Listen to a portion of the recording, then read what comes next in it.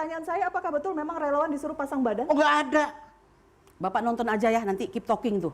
Ya. Punyanya Pak Saifullah Fatah itu. Saya kepengen, Bu, ya? kita malam ini fokus saja. Kedua belah jangan ngaco.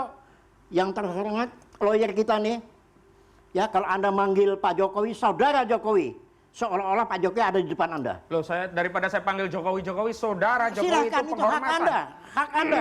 Dan saya memanggil saudara Norman, itu biasa saja. Iya, benar, saya mau. Saudara Elvira, tapi saudara Rifai, Anda sebagai saudara lawyer, Jokowi, apa masalahnya? sebagai apa harus pengacara, saya panggil Sinuwun ya, engkang ngarso dalam Jokowi dengar dulu. Enggak, Ya. biasa aja. Anda sebagai pengacara harus melindungi 12. Termasuk Ibu dikenakan, Ibu, ya. Loh, justru kalau Anda ingin melindungi Anda 12 ini, sarankan kepada saudara Joko Widodo, jangan mempersoalkan rakyatnya sendiri yang hanya ingin mengetahui ijazah asli dari mantan presidennya, lalu dianggap fitnah, pencemaran, dijadikan terlapor, tapi dia tidak mau mengakui bahwa dia yang melaporkan. Lalu kita anak bangsa diadu domba dengan polisi, seolah-olah yang menetapkan terlapor adalah polisi. Padahal institusi kepolisian tidak berwenang. Harusnya jelas, limitatif. Ini deliknya delik spesial, delik aduan. Kalau delik umum kita melaporkan, ada apa Pak? Ada pencurian. Siapa pencurinya Pak? Ya saya nggak tahu karena itu saya tanya sama Anda. Tapi ini delik fitnah. Jelas orangnya. Siapa yang memfitnah? Begitu. Saya tanya sama Anda. Ya. Ini negara hukum apa bukan? Ini negara hukum.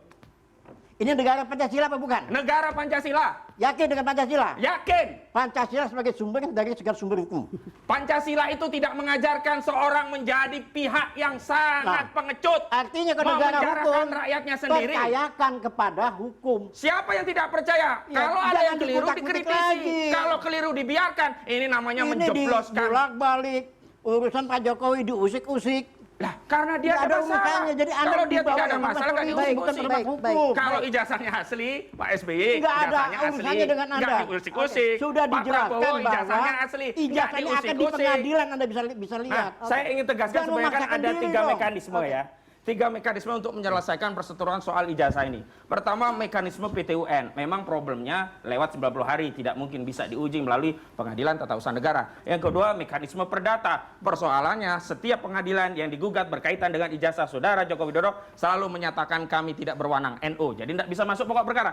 Tinggal satu-satunya adalah melalui proses pidana. Yang paling relevan, karena ini terkait apakah asli atau tidaknya ijazah. Harusnya 263 tentang dugaan pemalsuan. Pengadilan harusnya juga. kalau tadi konsisten ya, ini kita harus konsisten sama di muka hukum.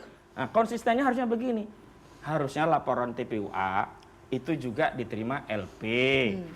Laporan saudara Jokowi terima LP, dua-duanya diselidiki, dua-duanya disidik. Nah, kalau ya laporan TPUA yang sudah duluan, ya ini yang masuk ke pengadilan duluan. Dan di sana misalnya dalam pertimbangannya setelah menimbang bahwa ijazah saudara Joko Widodo bisa dihadirkan di persidangan dan terbukti asli, maka tidak terbukti secara sah dan meyakinkan dugaan pemalsuan dokumen. Nah, itu menjadi dasar bahwa ijazah asli, baru lari ke fitnah. Lah ini belum ada putusan pengadilan yang inkrah yang menyatakan dokumen itu asli, kemana-mana rakyatnya dilapor-laporin. Begitu muncul 12 nama, nggak tanggung jawab Jokowi, nggak mau ngaku itu. Kita belum selesai bicara masalah hukum, sekarang juga kasus ini tampaknya sudah mulai ditarik ke ranah politik. Ini Siapa politik yang kemudian dibawa bermain di politik, balik bukan ini? Kita akan hukum. bahas usai jeda, tetap bersama kami di Head to Head.